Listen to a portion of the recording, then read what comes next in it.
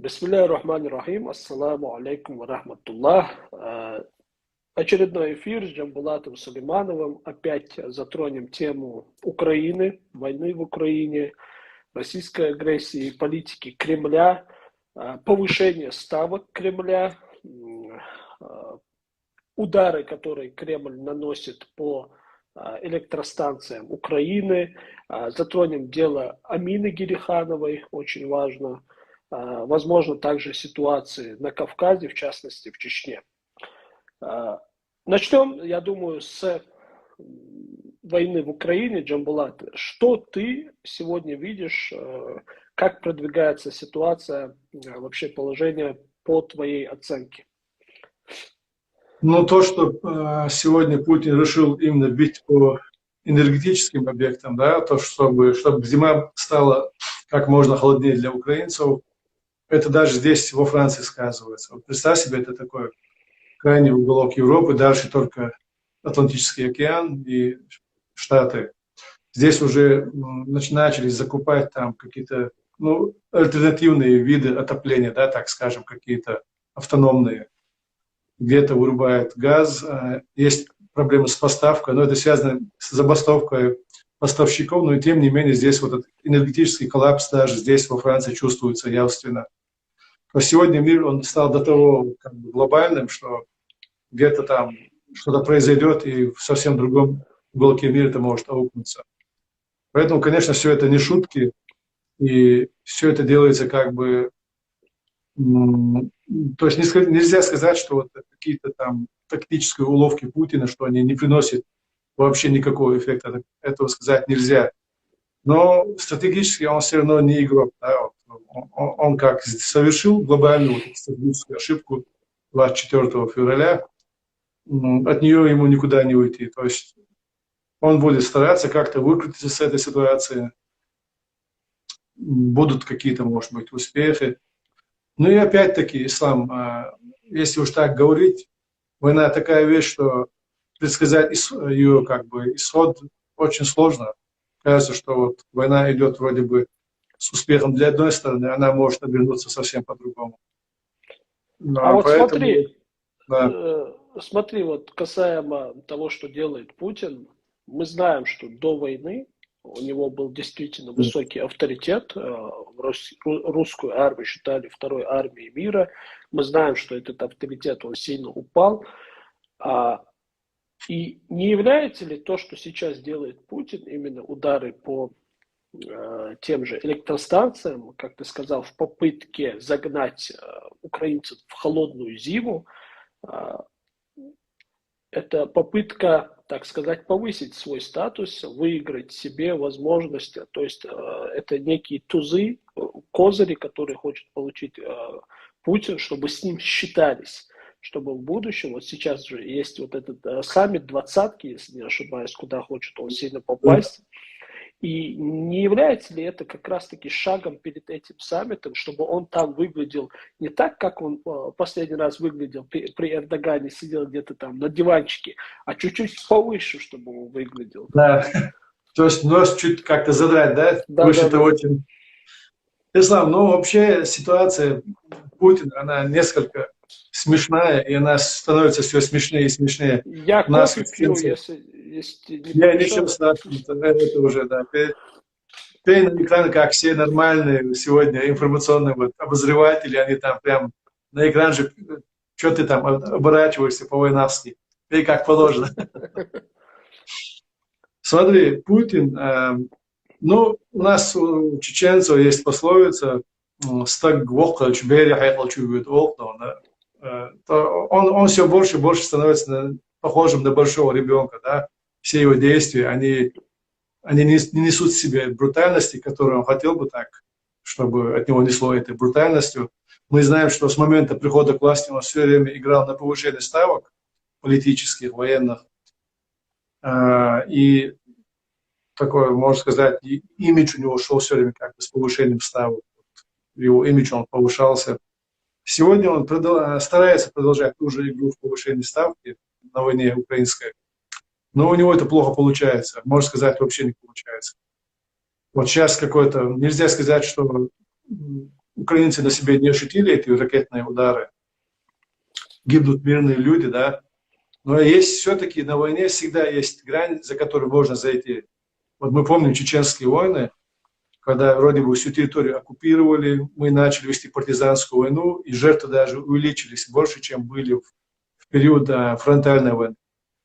Они начали тогда уже террор мирного населения, чтобы как-то вот то же самое, что сейчас происходит в Украине, это бомбежки мирных городов, не только там объектов, как это важно, а именно мы знаем то, что в Запорожье погибли там люди, то, что попали где-то на вокзалы, в поезда, в больницы, в детские сады, в мирные кварталы. Ну, опять-таки, нельзя сказать, что идет такой масштабный, да, есть, это значимо, каждая жертва, это трагедия. Ну, скажем, чтобы вот сметались, как в Мариуполе, квартал за кварталом, пока такого нет. То есть ставки могут все-таки еще повышаться, но охват, вот есть кусок, который ты можешь проглотить, а есть кусок, который ты можешь подавиться. Все-таки, как ни крути, как бы ни старался Путин повышать ставки, Украина – это тот кусок, который он не в состоянии проглотить. Это прям очевидно, если такого из обобщающего анализа. Ну вот Есть смотри. есть еще одна ставка, которую он может повысить, это всегда как бы остается в рукаве, как запасной вариант, это ядерное оружие, мы говорили об этом. Вот и я сейчас к этому хотел подвести. Кстати, только вот буквально пару минут назад я читал около 11 взрывов в Запорожье, если не ошибаюсь. Вот эти шахиды, да, или иранские дроны, они с Крыма запустили, несколько взрывов уже было. То есть идет действительно, и они бьют по мирным объектам. Но сейчас не об этом. В рамках вот этого сдерживания, так сказать, ядерного, все-таки Запад боится, как по мне, Россию. Возьмем ту же Францию, где ты находишься, если не ошибаюсь.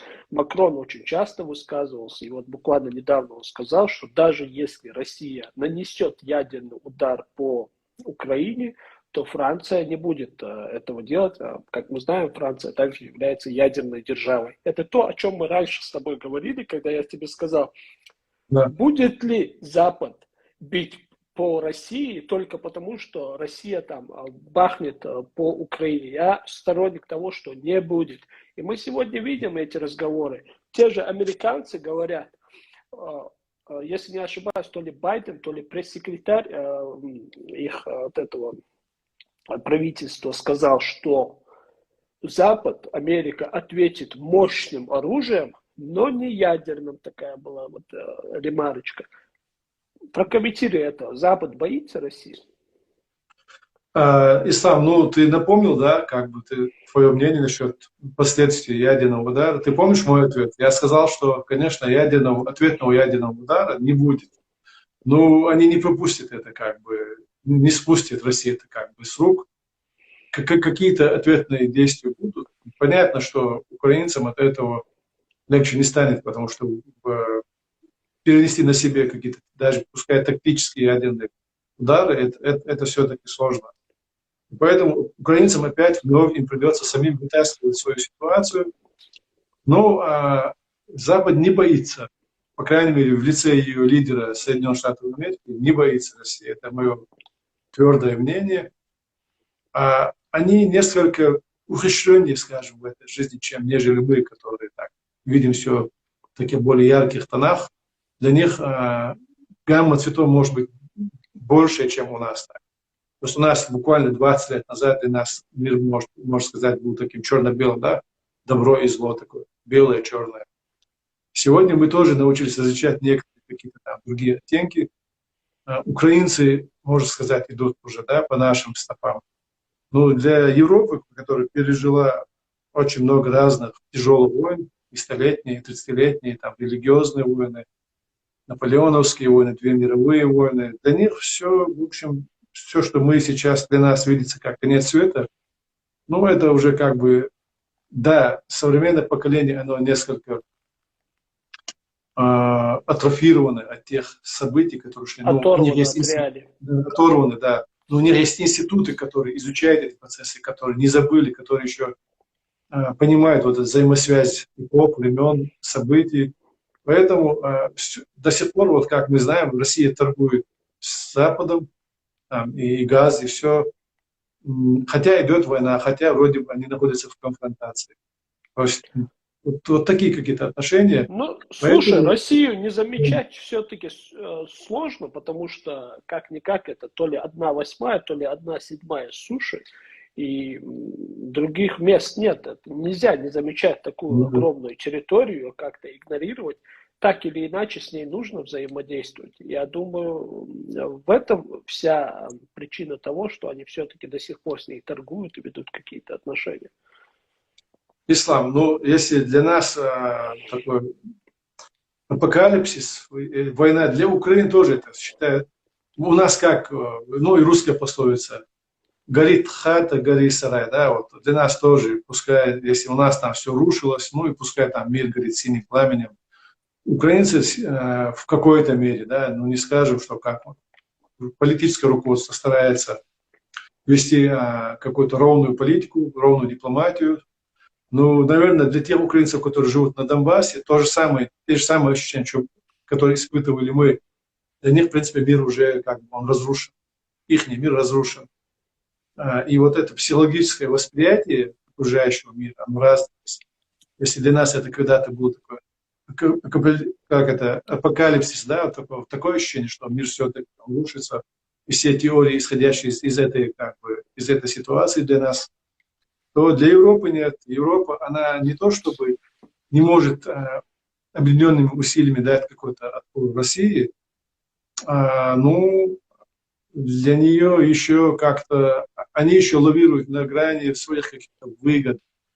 И просто для них нужно просто остановить Россию у порога Европы, это Украина, чтобы как-то глобально войти в войну, чтобы также воспринимать эту войну в таких масштабах апокалипсиса, что все, мир рушится, просто сейчас важно быстрее закидать оппонента, то есть пораньше закидать его ядерными бомбами, прежде чем его бомбы долетят до тебя. То есть такого выбора ничего не стоит.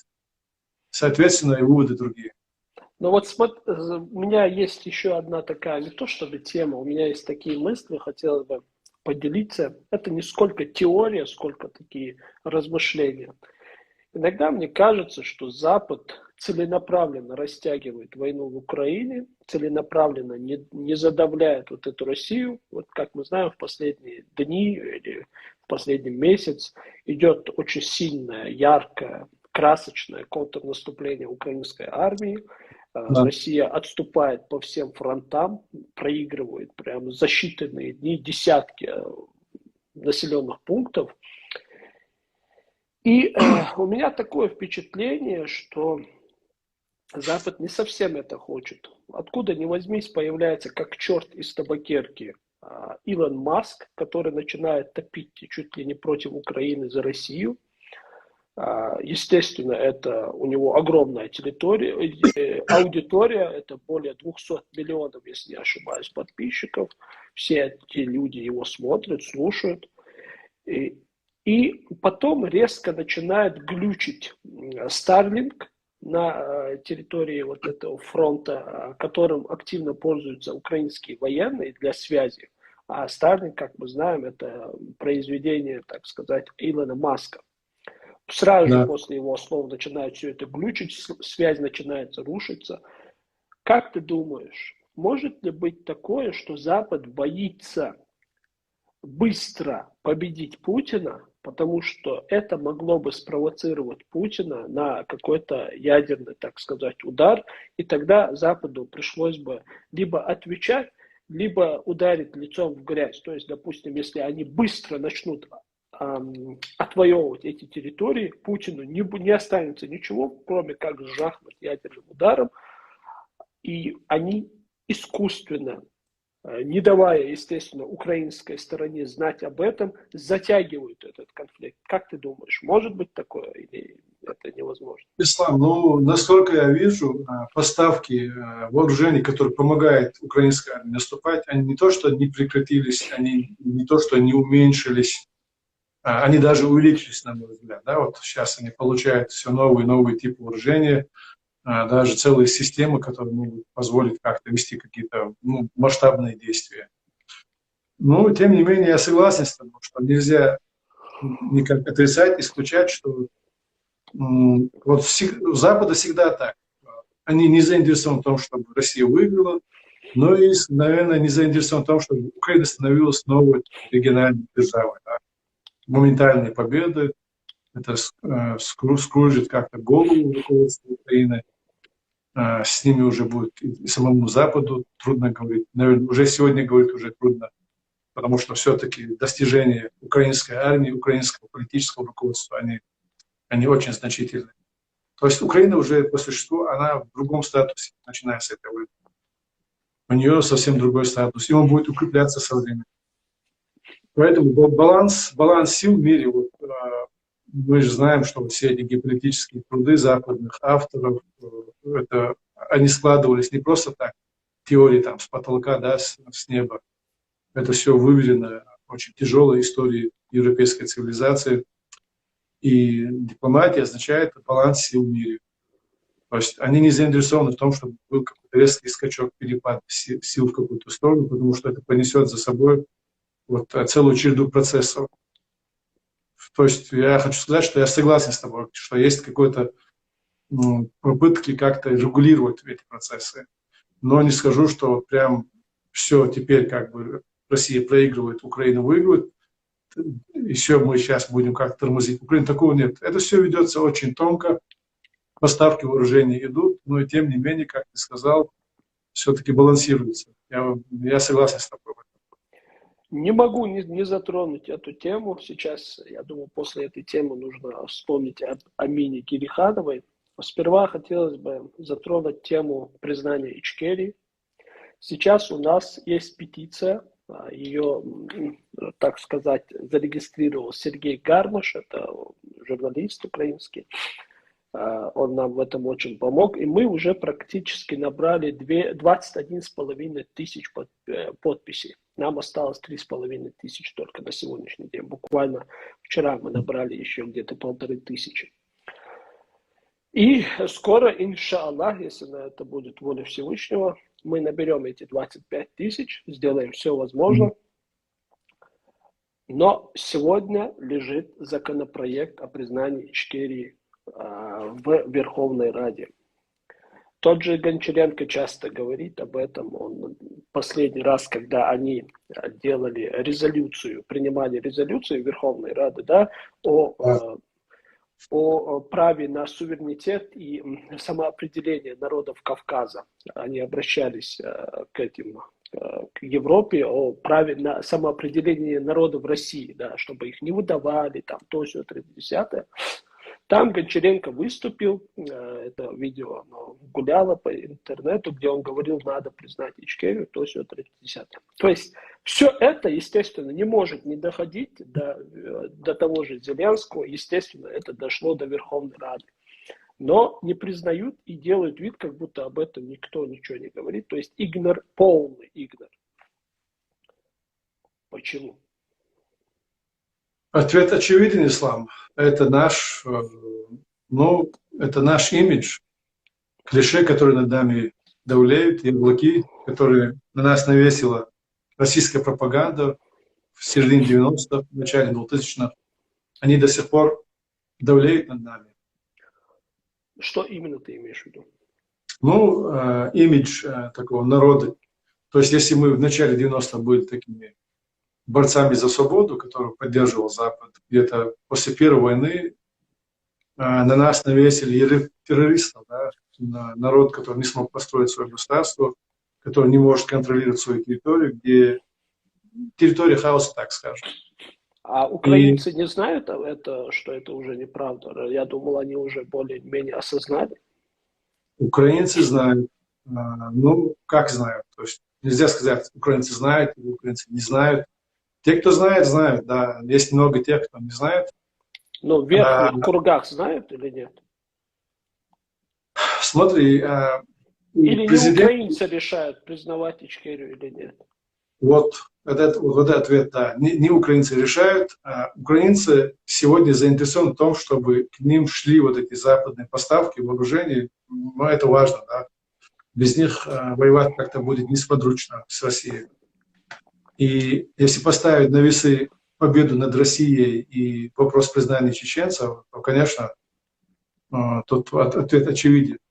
Но я вижу, что в команде Зеленского, скажем, тот же Арестович, да, рупор офиса президента, он, скажем, очень часто, очень лестно и отзывается о чеченцах и дает такие трезвые оценки, раскрывает тему того, как чеченцы стигматизировались, как они гнобились, как это все происходило. И нельзя сказать, что Зеленский не в курсе всего этого. Но у него есть свои какие-то другие советники, ближайшие, которые ему советуют, чтобы он не ввязывался, скажем, сейчас не время. То есть украинцам нужно победить в свою, чтобы президент вляпался в какие-то... Для Штатов все-таки наш вопрос, если в Украине знают, то смотри, спрашиваю, украинцы знают. Штаты знают, что мы не такие? Твой ответ. Ну, Царнаев, да, для них Думаю, нет. Думаю, не знаю. Вот, не знает. А теперь стоит Зеленскому объяснять, что нет, чеченцы не такие плохие. Ну, то есть, грубо говоря, Байден ему звонит и говорит: слушай, Вова, не признавай, да? Он не говорит, не признавай, он говорит, не лезь, то есть не порть себе имидж, так скажем. Сторонись токсичных людей, сторонись темы, которые сейчас ни нам, ни тебе не интересны, так скажем. Украине она интересна, потому что все-таки чеченская тема раскрывает много тех аспектов российской новейшей истории, которые открывают, проливают свет и на то, что происходит в самой Украине. Но если взять политику глобально, то там чеченцам пока еще нет места. Хорошо. Хорошо в том плане, что окей. Но иншаллах, будем работать в этом направлении. Да. Ну, мне кажется, что Зеленский, ислам, я все-таки дополню от себя, вот опять-таки роль истории, то есть роль личности в истории, она все-таки превалирующая, да? То есть будь Зеленский человеком, который, может быть, я не знаю, имел бы какие-то другие предпосылки, да, своей жизненной биографии, может быть, это было бы немножко по-другому. Я не хочу сказать, что его биография, она как-то плохая, но вот то есть какой-то спектр каких-то обстоятельств влияет на политику любого лидера. И сегодня нам кажется рациональным, что вот провели референдум и признали, то есть аннексировали несколько районов Украины, а вот мы сейчас вам тоже назло признаем Чечню, там еще нас, может быть, какой-то Татарстан признаем. А нет, так не действует, так не работает. Вот, политика так или иначе, я считаю, что сегодня никто так не заслуживает именно признания Украиной, как чеченцы. Потому что чеченцы сегодня не просто пережили то, что сегодня переживает Украина частично, да, что Украина сегодня переживает, но и сегодня чеченцы многие находятся в Украине и борются бок о бок с 2014 года против общего врага. Я считаю, что хотя бы из уважения к этим людям стоило бы это признать. Но так или... Я извиняюсь, но смотри, знаешь, почему, когда это все изменится? Тот же Зеленский или там будет на его месте какой-то другой человек, мы не можем перейти пока тот барьер, за который, скажем, вчерашние дикие, то есть японцы до реформ Мэйдзи, да, до революции конца XIX века, когда реформировалась вся японская старая средневековая система сёгуната, это феодальная система. Они вдруг ее реформируют, они берут сразу готовые образцы европейских технологий, и через 30 лет феодальная Япония предстает уже такой мощной индустриальной страной, у которой есть в обороне, как бы, это островное государство, у него есть, ну, на тот момент броненосцы, во флоте броненосцы, это, считай, сегодня какие-то космические войска, так скажем, которые до сих пор еще на уровне фантастики. Вот. Можно считать, по тем временам это так. И они вот, в период Первой мировой войны, тот же, даже не Первая мировая война, а Цусимский бой, да, морской бой против российской эскадры. Российская пропаганда рисовала японцев такими мартышками, с такими ушиками, то есть не люди, а людоподобные, человекоподобные мартышки, которым каким-то образом завладели там броненосцем и вот долбят российскую эскадру, так скажем. Ну, такие вот шли, и не только с российской стороны, такие же карикатуры, такое же восприятие японцев было и даже их партнерами в Штатах, в другие западные страны. Все это изменилось только после того, после Второй мировой войны, когда сама японская культура стала достоянием как бы мировой общественности, мировой культуры. Сегодня чеченцы, ты отметил правильно, да, чеченцы, как никто другой, достойны того, чтобы им было оказано вот эта честь, признание их независимости, они действительно кровью заработали. Но мы еще не преодолели вот ту черту, которую я сказал, культурное восприятие. Есть чеченцы реальные, и есть образ чеченцев.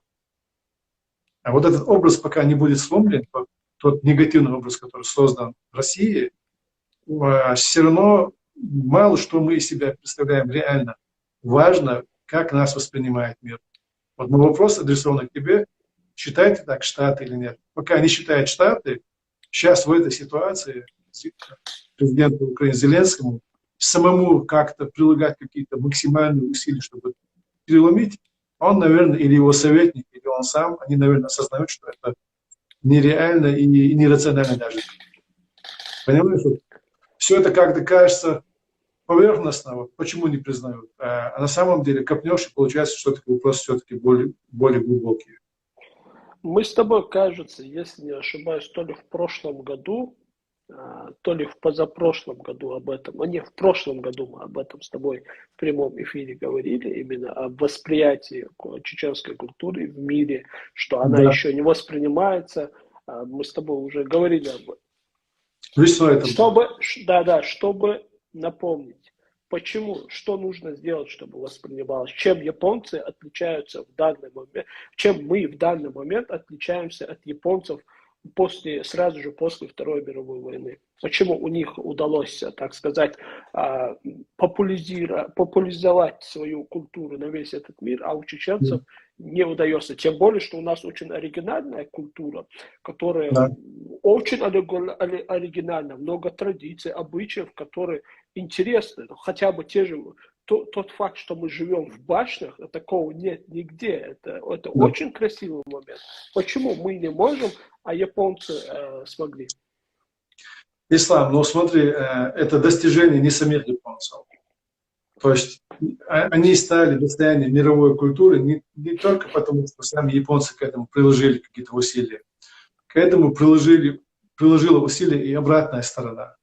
То есть в Штатах к концу Второй мировой войны, когда они начали переустраивать весь мировой порядок, была такая теория, что проблема не в немцах и не в японцах, они сами по себе такие же физиологические люди, как и все остальные, но проблема в их мышлении, их милитаризированном мышлении, так скажем. И они сами начали им навязывать идею, что нужно показать себя не с точки зрения брутального мужчины, такой захватнической империи, а показать другую сильную сторону этой нации, которая у них на самом деле есть. Наверное, она есть и у всякого, даже очень малого народа, какая-то сильная сторона культуры. И вот они вбухали туда, можно сказать, огромные средства. Сами они наталкивали на эту мысль. И плюс было и Германия была лишена возможности содержать, и Япония была. Им, в принципе, ничего и не оставалось другого. То есть даже если они откажутся от этой идеи, как они себя реализуют? У них нет возможности создавать уже армию после Второй мировой.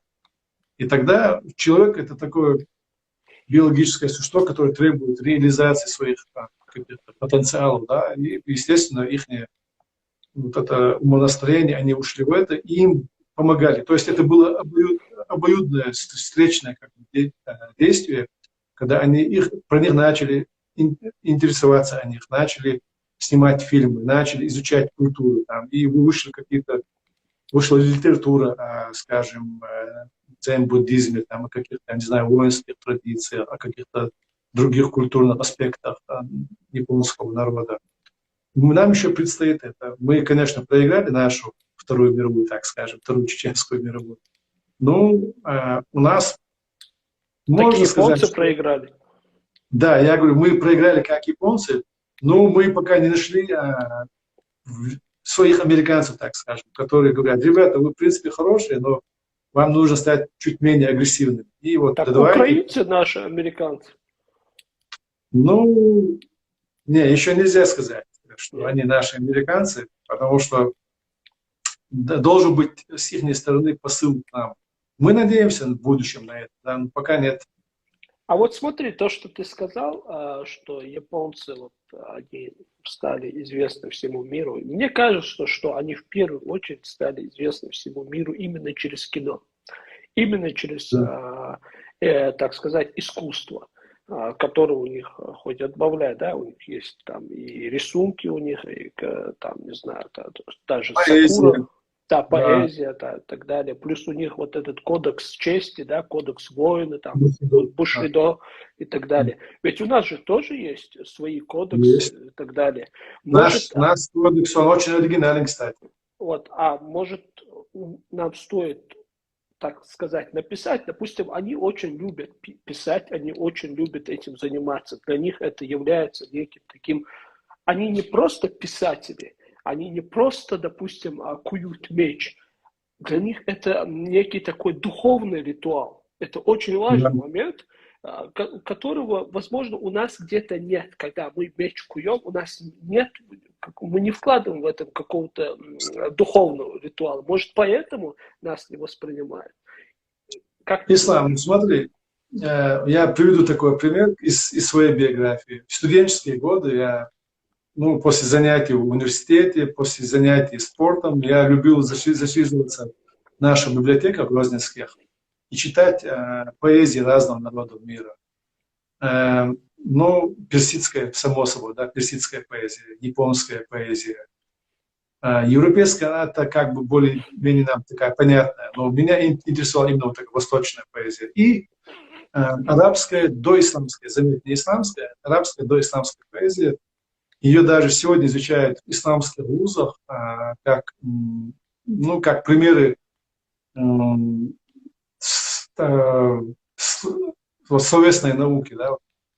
Они идейно как бы не подходят под исламские науки, но так как там очень высокий стиль речи, поэтические. Я помню даже одного из знаменитейших авторов исламской поэзии, Имрур Хайс.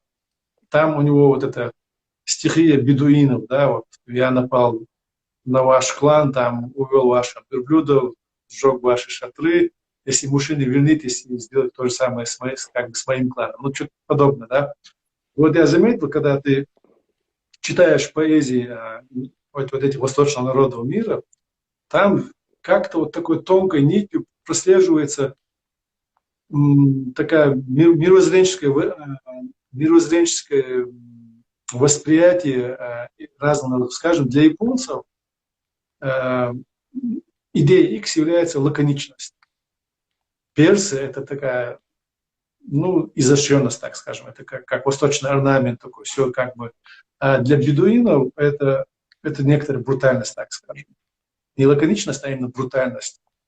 Да, в поэзии есть там разные формы. Во всех как для нас.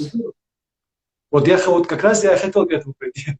И тогда я задумался, у нас тоже есть своя какая-то отличительная черта, это максимализм, так скажем. Чеченцы максималисты. Они максималисты во всем. И, наверное, и не только чеченцы, кавказцы в общем максималисты. Что ты имеешь конкретно в виду? Для нас или все, или ничего. Понимаешь, вот это есть максимализм. Да. Или все, или ничего. И если враг, даже Лермонтов описывал в поэзии, что для них, если враг это навсегда, и друг тоже как бы навсегда. То есть какие-то такие крайние, наверное, сам рельеф Кавказа, и горы, вот тебе скала, вот тебе обрыв, ну нет, чтобы так полого все это переходило, то ли это, то ли то. Это все отражается как-то и в нашем поведении, в нашем мышлении. И, наверное, вот пока нас узнают такими, какими мы есть, нам есть, конечно, но есть, знаешь, все-таки я разговаривал с украинскими бойцами некоторых подразделений, так скажем, но они приезжали сюда, в Страсбург, во Францию, на всякие манифестации, и я с ними разговариваю, они мне лично говорили, что у нас были хорошие учителя. Но я вначале был недоумение, кто. Ну, он мне говорит, чеченцы. А в каком смысле мы учителя? Но то, что нам казалось, что вот в России как бы или первая, или вторая армия мира, что у нее есть там такие технологии вооружения, когда там может быть открытая форточка, залетит ракета и тебя там бабахнет, что чеченцы этими вещами не заморачивались и просто брали там, может быть, дедовские кремневые ружья или топоры и шли против этой махины. Вот этот настрой, который могут сделать, то есть такое могут сделать только люди с таким максималистическим характером, которым вот обидел его, все, уже жить не хочу. Вот я лучше умру, да, вот все, это я как бы не вытерплю. А у этого есть свои минусы? Как по мне, есть У свои этого минусы. есть свои минусы, но у этого есть свои плюсы тоже. Но плюсы, да, понятно. Плюсы, да. Хорошо, я думаю, эту тему нам стоит как бы отдельно обсудить, потому что мне эта тема очень понравилась. Но давай все-таки об Амине Гериханове пару слов скажем. Сейчас, когда я вроде видел, что ты записал ролик, что будет митинг. Когда он будет и где он будет? Да, я долго не мог как бы обратить внимание на эту тему. Меня просили до этого, вот, как бы, ну, потому что наша организация, БАРШО, да, вот Ассамблея чеченцев Европы, они давно занимаются подобной деятельностью. Я как-то отошел лично, возглавляя комитет ТОЛом. Мы занялись проектом чеченского съезда, и мне как-то руки не доходили. Но я вижу, что и были попытки как-то обратить внимание на эту проблему нашей сестры Амины Герихановой, и почему-то они не увенчались успехом. Да? Вот мы видели митинги по 3 человека, по 5 человек. И уже я слышу, что скоро, 26 октября, у нее будет суд, который может уже окончательно решить, экстрадировать ее в Россию. Это в состоянии, когда Россия сегодня признается здесь в Европейском парламенте террористической страной. Здесь же европейская страна, Румыния, готовится выдать нашу сестру. Вот это я все-таки решил, нет, никакой, ни съезд, никакие глобальные политические проекты. Если мы сегодня не в состоянии защитить нашу сестру, сестра – это наша честь, да, то не может идти речь ни о каких других проектах. И, в общем, для меня сегодня каждый день важен период подготовки этого съезда. Это огромный труд, это каждодневный огромный труд. Для меня важен был каждый день, но я все-таки вчера бросил все это, поехал в Париж, в префектуру, поговорил с известными мне людьми. Обычно это затягивается на 3-4 дня. Сегодня, то есть это уже не сегодня, а вчера, то есть буквально через 15 часов или 13 часов уже был ответ. То есть такого раньше не было. Когда и нам будет дали митинг и где? Митинг будет в Париже 19 октября с 13 часов до 16 часов перед посольством Румынии в Париже, во Франции. Я напомню, что кто такая Амина Гериханова. Амина Гериханова – это наша сестра чеченка. Она в 2015-м преследовалась на территории Чечни оккупационным режимом в лице Рамзана Кадырова, его приспешников. Ее похищали, ее били, пытали.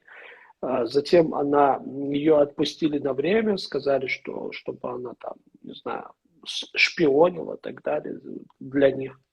После пыток, издевательств над ней, пытали ее током. Она уехала в Украину, там ей помогли, она несколько месяцев жила в Ингушетии, там в Ставрополе где-то там тоже вроде жила. Оттуда она уехала в Украину, ее увезли, она пересекла границу в Украине. В Украине СБУшники ее проверили, к ней никаких претензий не было. Где-то в 2016, кажется, она попала уже в Украину. И с тех пор она жила в Украине. Никаких претензий к ней со стороны украинских властей не было. То есть ее не притесняли, все знали, кто она, откуда и так далее. То есть она была легальна. Затем в марте, 11 марта, если не ошибаюсь, 2022 года, после начала вот этих военных действий, она вместе со своим 8-летним сыном, как и все беженцы, уезжает из Украины через Румынию. Она хочет там попасть куда-то там в Европу, куда-то ехала. Так получилось, что она пересекла украинско-румынскую границу. Украинцы ее пропускают без проблем. Румынские власти ее задерживают по запросу России. Оказывается, она была в Интерполе.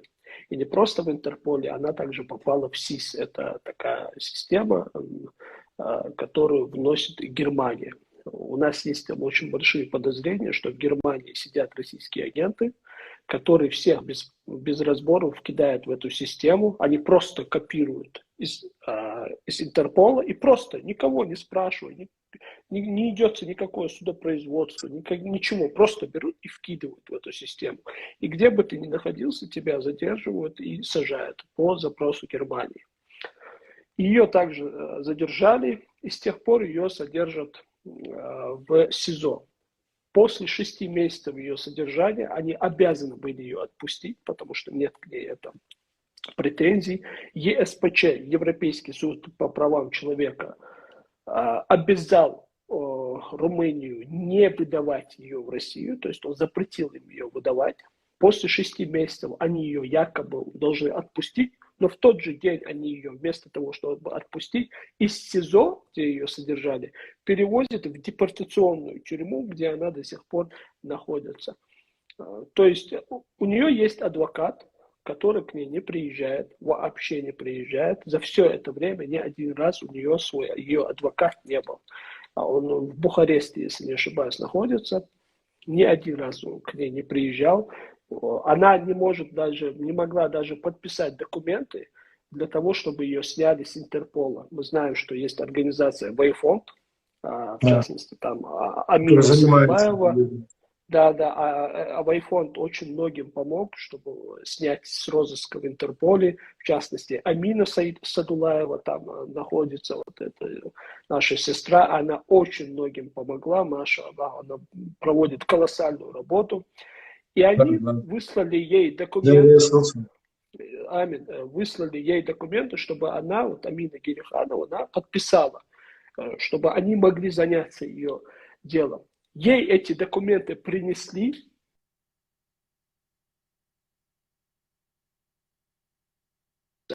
Не можем тебе... Ислам, ты зависаешь. Мы не можем тебе отдать, они на английском языке, ты не поймешь. То есть перевод.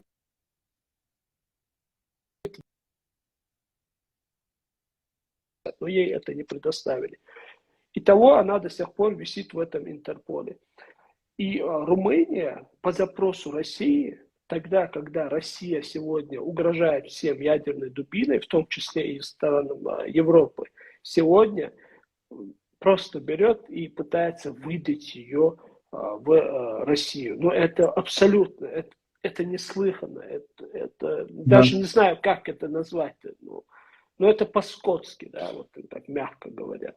Ислам, но вот такие вещи происходят, вроде бы Европа, да, все-таки Румыния сегодня член Евросоюза, но вот такие вещи происходят, к сожалению. Это говорит о том, что мы все-таки думаем, мыслим какими-то стереотипами, а мир намного сложнее. Еще раз повтори, где будет митинг и когда? Митинг будет 19 октября в городе Париж, напротив румынского посольства во Франции с 13:00 до 16:00. Я всех приглашаю туда прийти. Я прошу, чтобы все, кто может, туда пришли, вне зависимости от вашей национальности, вне зависимости от того, кто вы, украинцы, чеченцы, ингуши, кавказцы, неважно, грузины, это все, кто можете, придите, пожалуйста, и поддержите эту девушку, которая уехала из Украины от бомбежек, уехала в Украину, спасавшись от России. Россия пришла за ней в Украину, Она уехала из Украины, спасавшись опять-таки от России в Европу, и Россия все равно нагнала ее, настигла ее в Румынии, и теперь пытается ее даже там, так сказать, заполучить.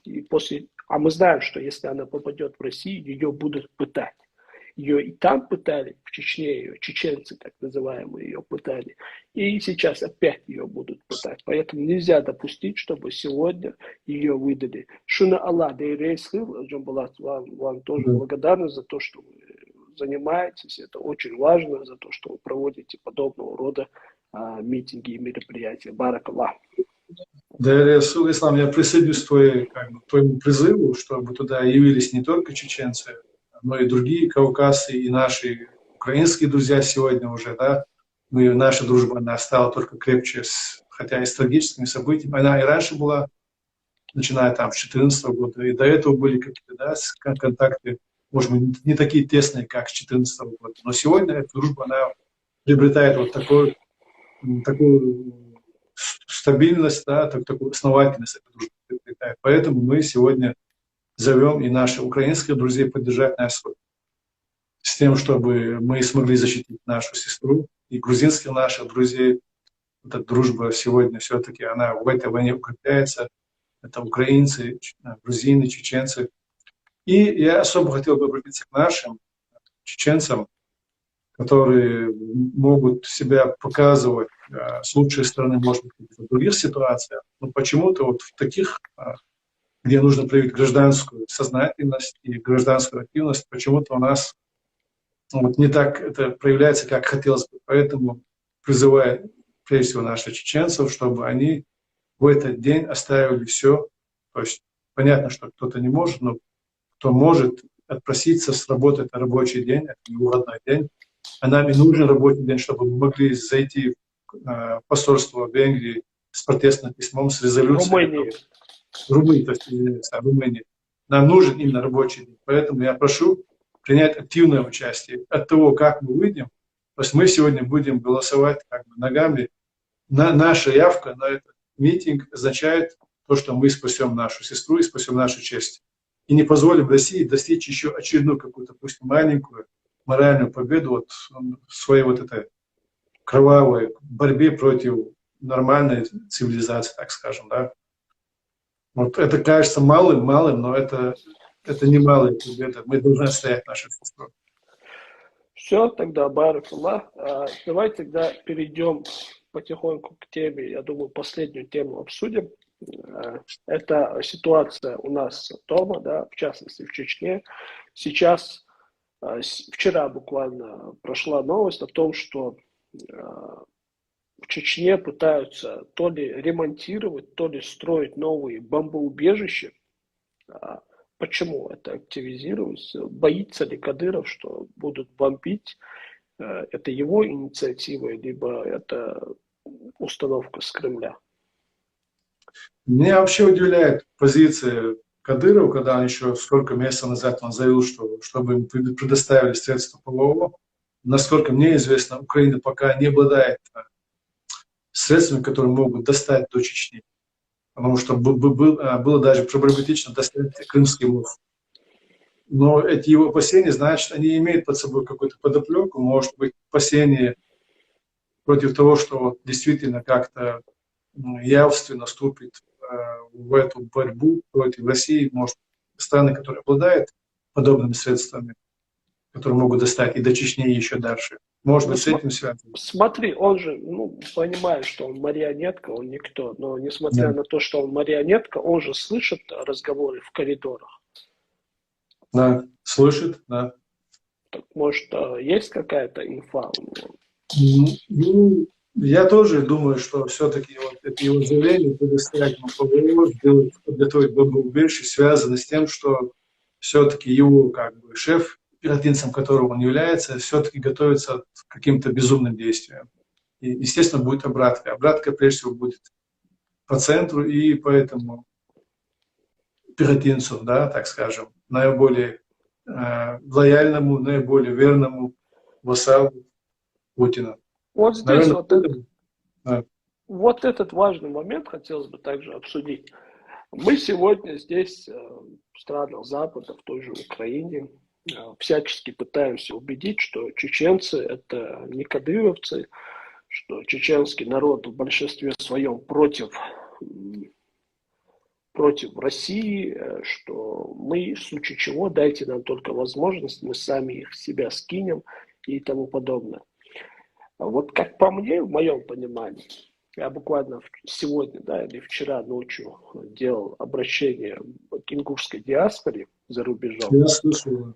Да, и там я проговорил момент, это мое убеждение, что если начнется вот эта Третья мировая, масштабная, да, понимаю, что она уже в какой-то мере идет, но масштабная Третья мировая, то Запад начнет, естественно, бить по России, в том числе и по Северному Кавказу, который является частью России в понимании Запада.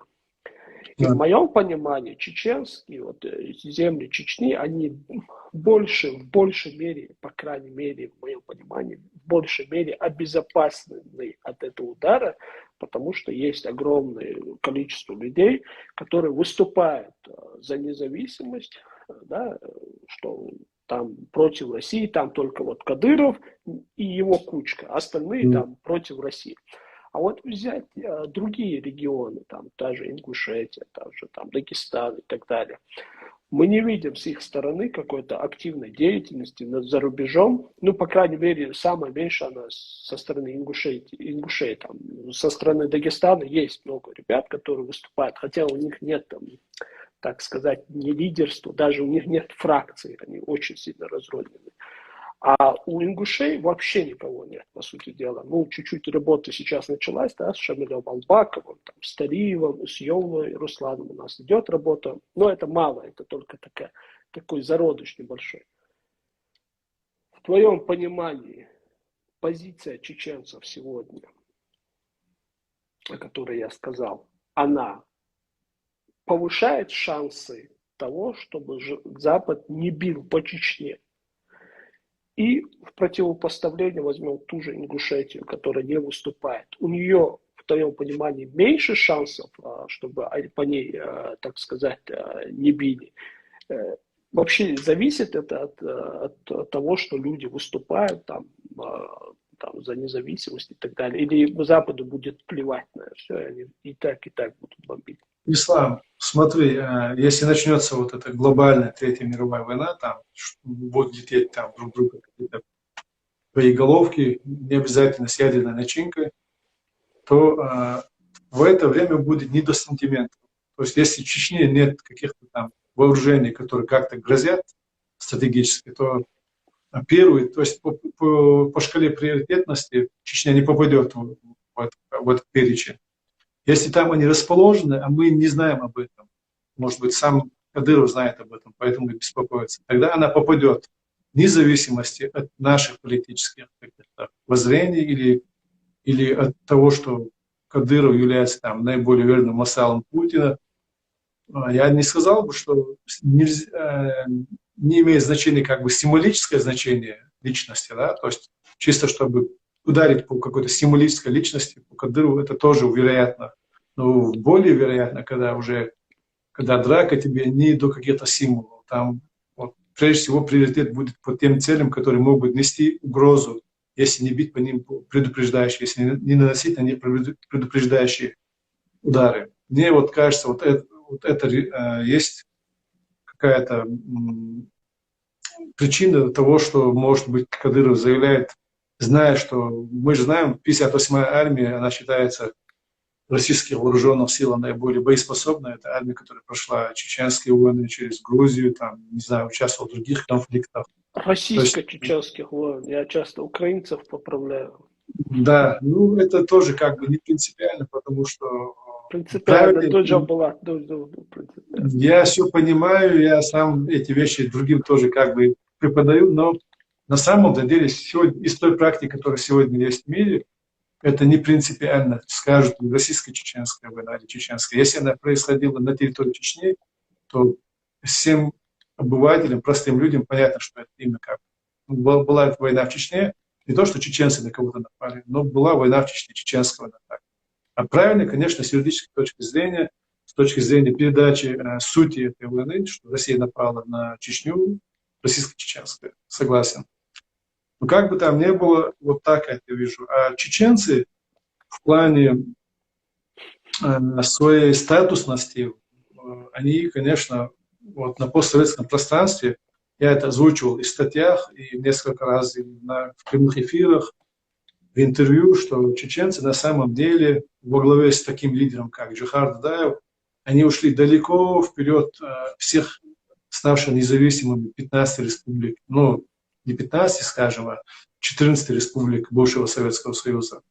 Потому что такого уровня самостоятельности не смогли тогда добиться ни Украина, ни Беларусь, ни Закавказские республики, ни Среднеазиатские и даже Прибалтийские. Да, у них там есть какие-то другие приоритетные направления у Прибалтийской республики, все-таки это часть европейской цивилизации, но тем не менее вот тот уровень, на который поднял Чечню в тот период Джохар, да, и его наследники в лице Зелимхана Яндарбиева, Аслана Масадова, только, вот, можно сказать, с 2014 года Украина начала нагонять вот этот уровень. И сегодня что уже, ты имеешь в виду, говоря про уровень?